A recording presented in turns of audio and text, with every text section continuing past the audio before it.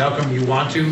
How do you create that different outcome this year without straying away from all the things that have made you consistently, repeatedly successful in the regular season? I mean, I think there's very few teams that go on a very clean, straight line in terms of their path to their goal. So most of the time, there's a journey of some ups and downs and some learns as you go through things and dealing with some adversity. So no different for us in that way.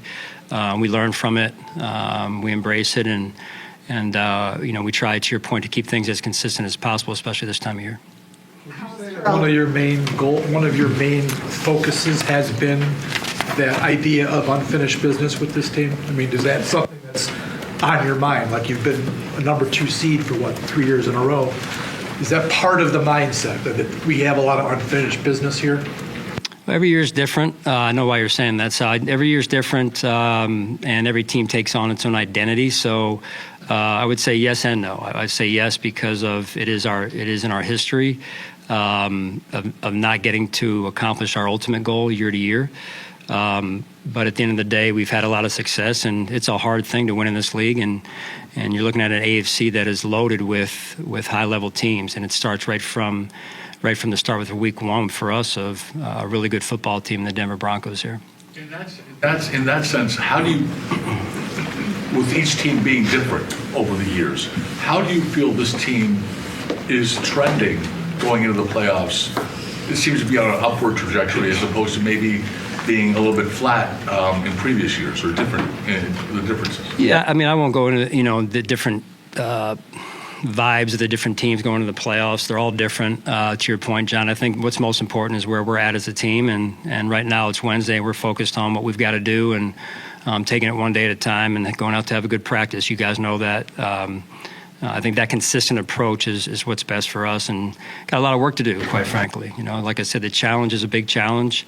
Good football team with a Super Bowl winning coach and a team that's very talented across the board, all 3 phases. The return game with Mims, Pro Bowl returner. Their defense, starting with their defensive line, very talented, affecting the quarterback, and then their offense has done a phenomenal job in moving the ball and keeping the ball and not turning the ball over. So a big challenge for us.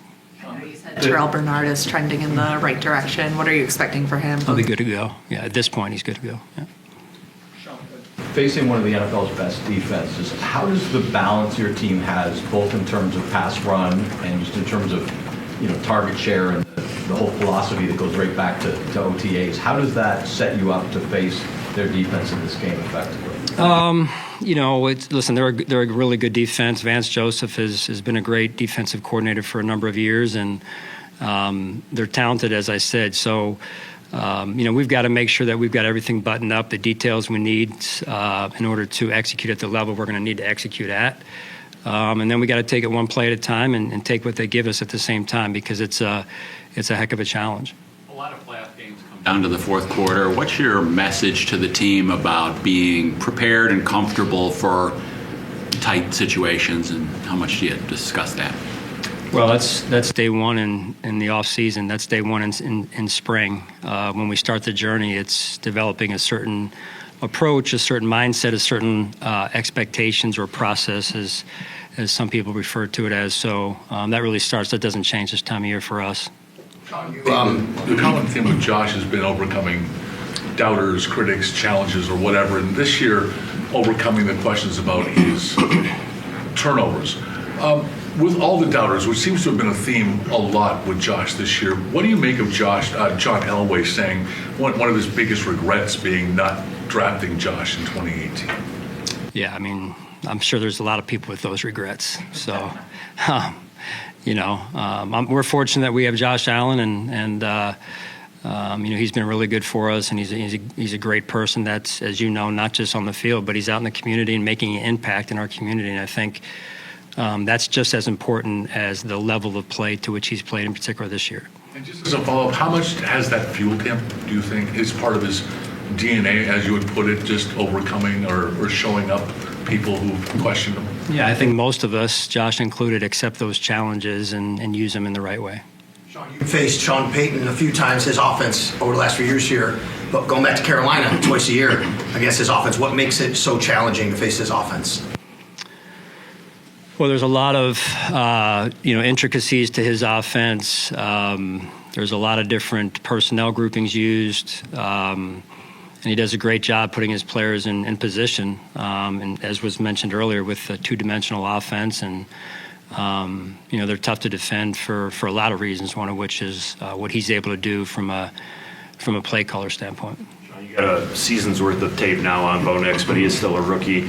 How do you evaluate or prepare for a player with less experience versus a quarterback who's a veteran who's maybe seen a lot more of the NFL game? Yeah, it's interesting because in this case he is a rookie, but I think he broke a record for the number of snaps played in the collegiate game. So he seems extremely poised for a young quarterback, and I've been very impressed with his mobility, his ability to extend plays.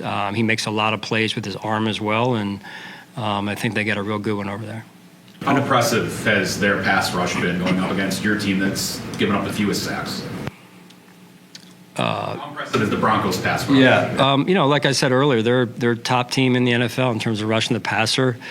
I think like one in every drop back passes turns into a sack. That's what the stats say. So you turn the film on, it pops off the film at how well they come off the ball, and how fast they play. Like I said, extremely talented. Then they have a number one corner in Surtain back there, and usually when you have that type of that formula, if you will, you've got a strong defense on your hands, and that's the case in this situation.